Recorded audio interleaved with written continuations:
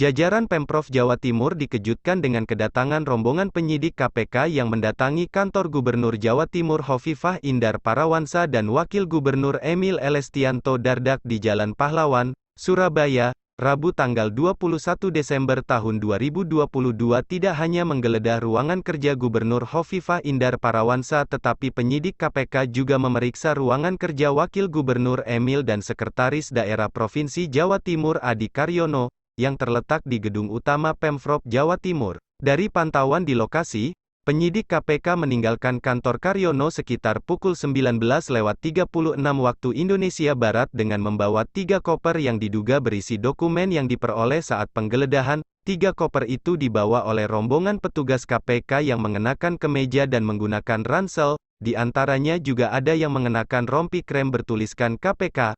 Koper-koper itu selanjutnya dimasukkan ke dalam 3 mobil MPV yang berada di luar gedung utama. Penyidik KPK menggeledah ruang kerja 3 pimpinan tertinggi di Provinsi Jawa Timur itu selama lebih dari 6 jam sejak pukul 11 siang waktu Indonesia Barat sampai pukul 19.36 malam.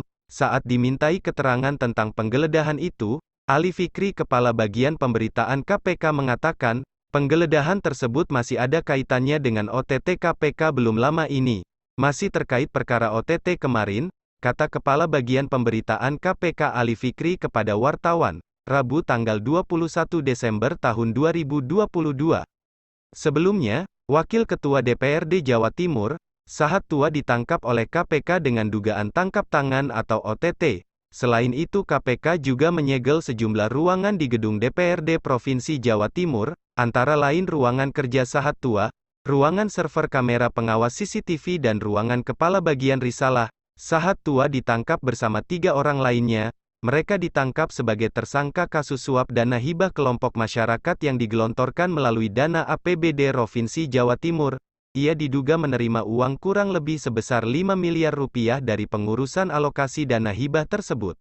Diduga dari pengurusan alokasi dana hibah untuk Pokmas, tersangka STPS telah menerima uang sekitar 5 miliar rupiah. Kata Wakil Ketua KPK, Johanis Tanak, dalam konferensi pers di Gedung Merah Putih KPK, Jakarta pada Kamis malam tanggal 15 Desember tahun 2022 lalu. KPK sudah menetapkan keempat tersangka dalam kasus ini.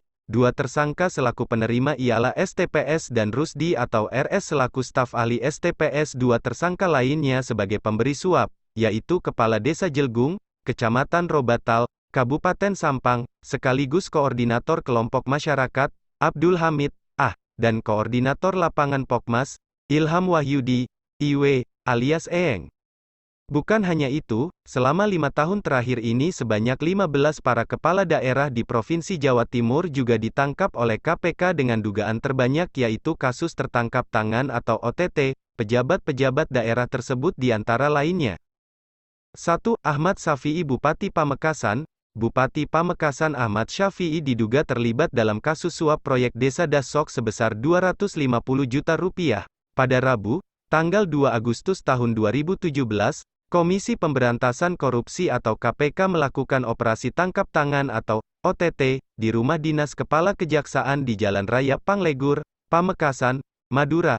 Kasus suap ini bermula ketika KPK mendapat laporan adanya dugaan penyimpangan proyek pembangunan jalan di Desa Dasok dengan anggaran 100 juta rupiah dari dana desa yang melibatkan Bupati Pamekasan. 2. Bambang Irianto Wali Kota Madiun. Bambang Irianto terjerat kasus korupsi pembangunan Pasar Besar Madiun tahun 2009-2012. Selain korupsi, Bambang juga diduga menerima gratifikasi terkait perkara yang sama senilai 50 miliar rupiah. Uang itu diterima Bambang dari sejumlah satuan kerja perangkat daerah, SKPD, di Madiun dan pengusaha, tak hanya berkaitan dengan proyek Pasar Besar Madiun. Uang yang diterima Bambang ini juga berkaitan dengan honor pegawai dan perizinan. 3. Edi Rumpoko Wali Kota Batu. Mantan Wali Kota Batu, Jawa Timur, Edi Rumpoko divonis 7 tahun penjara dan denda 500 juta rupiah subsidiar 3 bulan penjara dalam pengembangan perkara gratifikasi 48,6 miliar rupiah. Terdakwa diputus bersalah melanggar Pasal 12B Junto Pasal 12 Undang-Undang Nomor 31 Tahun 1999 tentang Pemberantasan Tindak Pidana Korupsi. Gratifikasi ini dilakukan Edi saat menjabat Wali Kota Batu 2012-2017. Gratifikasi itu diterima Edi dari berbagai pihak dari organisasi perangkat daerah (OPD), hingga sejumlah pengusaha terkait perizinan usaha di Kota Batu. 4. Masud Yunus Wali Kota Mojokerto. Masud Yunus atau lebih dikenal dengan nama Kiai Ud ditetapkan tersangka oleh KPK dalam kasus suap terhadap pimpinan DPRD Kota Mojokerto pada tanggal 17 November tahun 2017. Setelah anak buahnya, Wiwit divonis 2 tahun penjara dan denda 250 juta rupiah subsidiar 6 bulan kurungan oleh Pengadilan Tipikor Surabaya pada tanggal 10 November tahun 2017. 5. Taufikur Rahman Bupati Nganjuk. Mantan Bupati Nganjuk Taufikur Rahman divonis 4 tahun penjara karena terbukti bersalah telah melakukan gratifikasi senilai 25,6 miliar rupiah. Dia juga terbukti melakukan tindak pidana pencucian uang, TPPU. Selama menjadi Bupati Nganjuk, Taufikur Rahman juga dikenai denda 1 miliar rupiah subsidiar 1 tahun penjara. Terdakwa telah terbukti secara sah dan meyakinkan melakukan tindak pidana korupsi sesuai dakwaan penuntut umum, ujar Majelis Hakim Cokoarda Gede Artana di Pengadilan Tindak Pidana Korupsi, Tipikor, Sidoarjo. 6. Nyono Suharli Bupati Jombang. Nyono Suharli Wihandoko terjaring operasi tangkap tangan KPK pada Februari tahun 2018 lalu.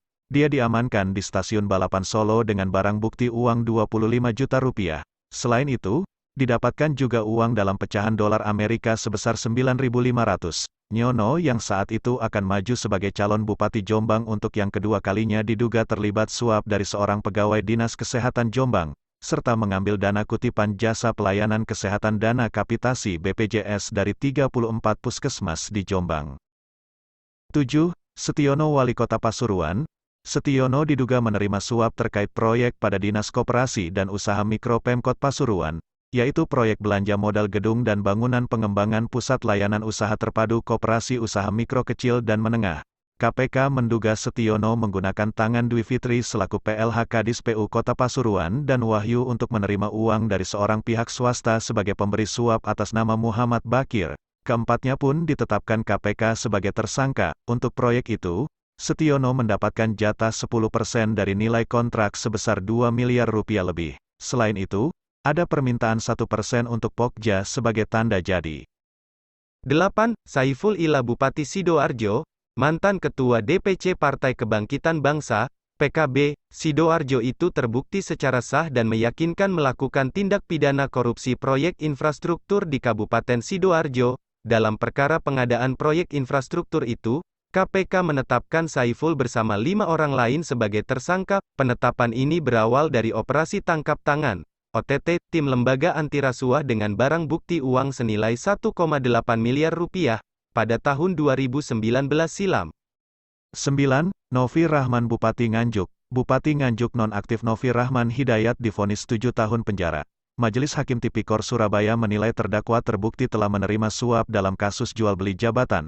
Sebelumnya, Bupati Nganjuk Novi Rahman Hidayat terjaring operasi tangkap tangan, OTT, KPK dan Bareskrim Mabes Polri.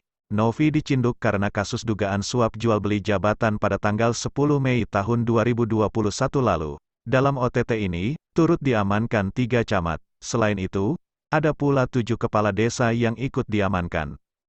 10. Puput Tantriana Sari Bupati Probolinggo. Puput Tantriana Sari dan suaminya Hasan Aminuddin ditetapkan KPK sebagai tersangka kasus dugaan penerimaan gratifikasi dan TPPU. Kasus itu merupakan pengembangan dari kasus suap jual beli jabatan kepala desa di lingkungan pemerintah Kabupaten Probolinggo. 11. Rendra Kresna Bupati Malang. Rendra Kresna dinyatakan terbukti bersalah menerima gratifikasi yakni menerima uang sejumlah 6,75 miliar rupiah yang berhubungan dengan jabatannya dan berlawanan dengan kewajiban atau tugasnya. Dia divonis 4 tahun penjara ditambah denda 250 juta rupiah subsidiar 6 bulan kurungan. 12. Muhammad Anton Wali Kota Malang. Majelis Hakim pada Pengadilan Tindak Pidana Korupsi, Tipikor, Surabaya menjatuhkan vonis 2 tahun penjara kepada mantan Wali Kota Malang, Muhammad Anton. Dia terbukti bersalah menerima suap dalam pembahasan APBD Perubahan Pemkot Malang tahun anggaran 2015. Terdakwa telah terbukti melanggar pasal 5 ayat 1 Undang-Undang Tipikor dengan ancaman 2 tahun penjara dengan denda sebesar 200 juta rupiah, subsidiar 4 bulan kurungan penjara. Kata Ketua Majelis Hakim Pengadilan Tipikor, unggul saat membacakan amar putusan, Jumat tanggal 10 Agustus tahun 2018. 13. Mustafa Kamal Bupati Mojokerto. Terdakwa perkara tindak pidana pencucian uang, TPPU, mantan Bupati Mojokerto, Mustafa Kamal Pasa, MKP, akhirnya divonis Hakim Tipikor dengan pidana kurungan penjara 6 tahun, denda 5 miliar rupiah dan uang pengganti 17 miliar rupiah, dalam sidang putusan di Pengadilan Negeri Tipikor Surabaya, Kamis tanggal 22 September tahun 2022. Dalam sidang putusan mantan Bupati Mojokerto Mustafa Kamal Pasa yang menjabat dari tahun 2010 hingga tahun 2018, dinyatakan terbukti menerima uang gratifikasi dari jual beli promosi jabatan di lingkungan pemerintah Kabupaten Mojokerto, serta fee proyek dari sejumlah rekanan yang mengerjakan proyek di Pemkab Mojokerto sebanyak 46 miliar rupiah. 14. Syahri Mulyo Bupati Tulung Agung.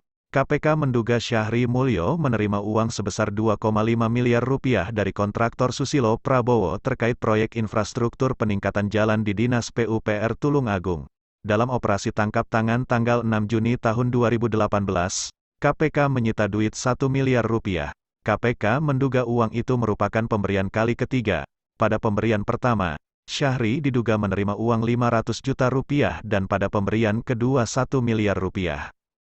15. M. Samanhudi Anwar Wali Kota Blitar. Samanhudi menerima suap 1,5 miliar rupiah dari Susilo melalui pihak swasta bernama Bambang Purnomo terkait dengan proyek pembangunan sekolah lanjutan pertama di Blitar dengan nilai kontrak 23 miliar rupiah. Diduga fee itu bagian dari 8% yang menjadi jatah untuk wali kota dari total fee 10% yang disepakati.